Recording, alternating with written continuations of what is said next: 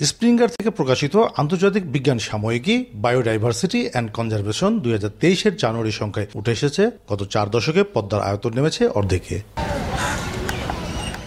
গবেষণার তথ্য বলছে 1984 সালের তুলনায় শুকনো মৌসুমে পদ্মা নদীর আয়তন কমেছে প্রায় 50%, পানির গভীরতা কমেছে 17.8%, প্রবাহ কমেছে 26.2%, আর মিঠা পানির সরবরাহ সর্বোচ্চ 90% পর্যন্ত কমেছে। রাজশাহীর গোদাগাড়ি থেকে রাজশাহী সারদা পর্যন্ত।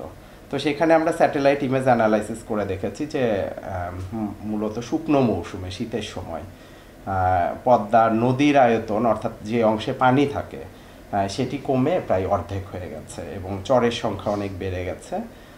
যেমন 1982-83 সালে আমরা প্রায় 140 বর্গ কিলোমিটার মতো পানি পেয়েছিলাম, সেটা 2019-এ এসে প্রায় 70 বর্গ কিলোমিটার মতো জায়গায় পানি ছিল। গবেষণার তথ্যের সঙ্গে একমত পানি উন্নয়ন বোর্ড।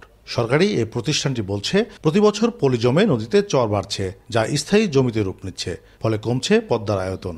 পদ্মা বা গঙ্গা যেটাই আমরা বলি, যে গঙ্গার চ্যানেলটা হলো ম্যাক্সিমামটা ইন্ডিয়ার পার্টে অবস্থিত, এটা একটা ইন্টারন্যাশনাল রিভার।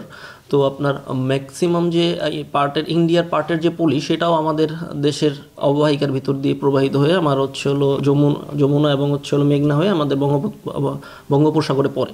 এই যে বিশাল একটা পলির যে সার্জ আসে আমাদের দেশে, সেটা আমাদের দেশের বিভিন্ন আমাদের যে অববাহিকা পদ্মার অববাহিকার বিভিন্ন জায়গায় সেটা জমা হয়ে যায়। কিছু কিছু জায়গায় সেই অস্থায়ী পলিটাই জমে একটা অস্থায়ী চর সৃষ্টি করে ফেলে।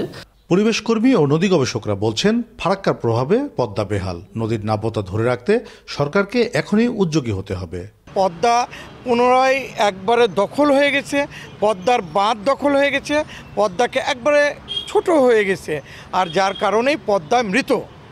আমাদেরকে এখন উচিত এই পদ্মায় পুনরায় তার পানি রিজার্ভেশন করার জন্য, যে আমাদের ভারতের সঙ্গে যে পদ্মা চুক্তি গঙ্গা চুক্তি ছিল, সেই হিস্সা অনুযায়ী আমরা পানি না পাওয়ার কারণেই কিন্তু এটা একটা বিরাট বড় সমস্যা। রাজবাড়ী পাংশায় ফিজিবিলিটি স্টাডি করে গঙ্গা ব্যারেজ নামে যে একটা প্রকল্প গ্রহণ করেছে, সেই প্রকল্পটা যদি বাস্তবায়ন হয় তাহলে কিন্তু আমরা অল মৌসুমেই কিন্তু আমাদের পানি রিজার্ভেশন হবে।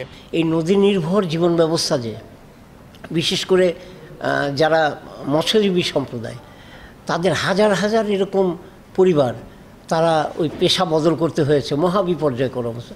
পেশা বদল করে তারা কৃষিজীবীতে পরিণত হয়েছে, কেউ শ্রমিকে পরিণত হয়েছে, তারা মাইগ্রেট করেছে, বিভিন্ন বড় বড় শহরে রিক্সা চালক হয়েছে।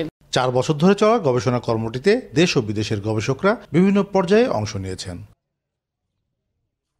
কাজী শাহেদ, দেশ টিভি, রাজশাহী।